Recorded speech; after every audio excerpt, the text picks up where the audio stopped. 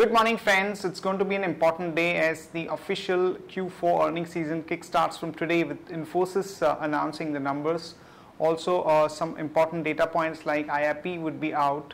So that is something which could decide the direction of the market, which has been languishing for the past almost about 1 month, and we have been underperforming the global markets.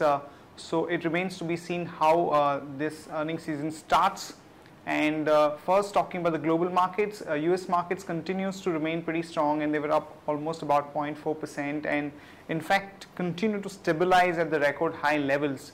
And it's backed to some extent by the positive jobless claim data that came out. And European markets were also up anywhere from about 0.3 to almost about 0.8%. And euro has actually surged to almost about 1.31 against the dollar. And when we look at the Asian markets today morning, the Japan is down almost about 0.7% and Hang Seng is up about 0.2%. So some mixed signals. Just to put things in perspective, the Japanese markets have actually shot up almost about 10% after the aggressive monetary policy that the newly appointed monetary chief has pursued. And in terms of flows, friends, minuscule flows, though all the flows were positive yesterday. The FIs were net biased in the cash market to the tune of about 38 crore. The domestic institutions were net biased to the tune of about 58 crore. And in the index futures, after almost about 6 to 7 trading sessions, first time we saw buying in the index futures to the tune of about 257 crore. Back home, friends, our markets did pull back, but the overall strength is not visible. The flows continues to be quite muted. And obviously people are focusing on how this earnings season is going to pan out. The breadth of the market also was not that great. We saw some amount of buying interest coming back into IT pack.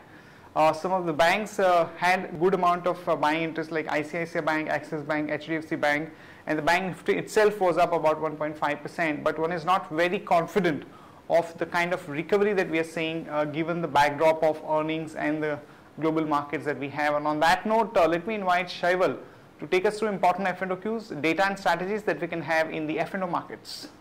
Good morning friends, let's have a view at derivatives. Friends, from past few sessions we have been seeing that the strong ends in the market, that is the FIs, were net sellers in index futures, index options as well as the cash market, due to which market was continuously witnessing a selling pressure and has also broke below the psychological level of 5,500. Now in last 2 trading sessions, what we have observed is that the strong hands have shifted their focus, and in yesterday's trade they were net buyers in the futures and options segment. If I talk about index future, they were net buyer of more than 250 crore, whereas in index options they were net buyer of more than 1100 crores, so which is clearly visible from the PCR ratio. The PCR ratio has bounced from 0.81 to 0.93. And we have also seen that during this course of time, the Nifty futures premium has almost squeezed from 21 odd points to 1 point. And usually it's believed whenever the premium squeezes, there are sharp bounces in the market which have been witnessed, and from past 2 days we have been seeing that. Now if I talk about the options activity, as I said, the PCR ratio has bounced back. The same can be seen from the option matrix in front of us. We have seen that unwinding has been taking place on the call side apart from 5,900 call option.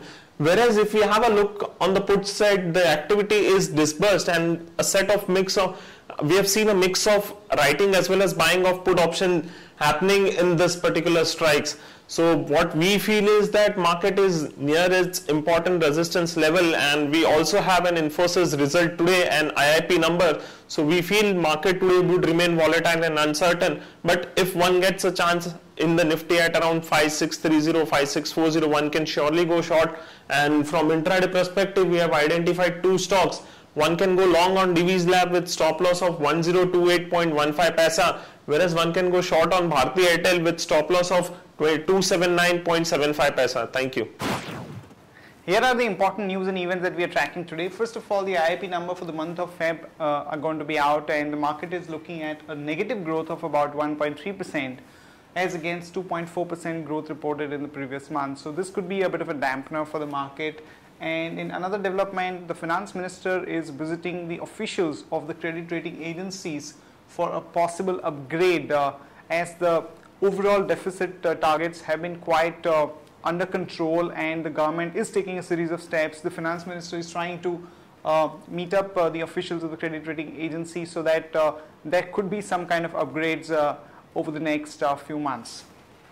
Honda Motors has decided to launch a mid-size car called Amaze, which is going to be a compact sedan, which is going to be directly in competition with cars like Maruti's Dzire, SX4 and Verna of Hyundai. And this is priced pretty aggressively. For the petrol version would be priced between 5 to about 7.5 lakhs, and a diesel segment would be launched at about 7.6 lakhs. So Maruti could actually face some kind of hit because of this development.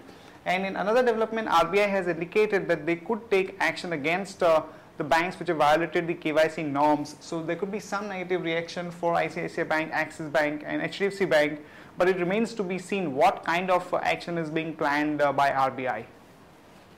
Siemens AG Germany has decided to cut almost about 3,000 jobs in Germany, India and Pakistan as a part of cost control exercise. We all know Siemens has been underperforming the broader market, and this could be a bit of a negative for the stock. And Reliance Industries has shut its 9th well in the KG-D6 basin, and the overall output has fallen to as low as about 15.5 million standard cubic meters per day, as against almost about 61 that we had seen. So this is definitely a bit of a negative for Reliance Industries.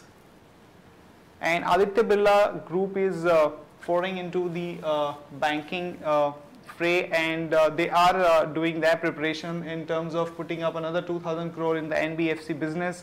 Also, Kumar Mangalam Birla himself will infuse almost about 700 crore this financial year to rev up the capacity of the carbon black business, and another 1,451 crore would be invested in that particular capacity. So overall, there is going to be some amount of excitement around Aditya Birla Nuvo because of its possible foray into banking.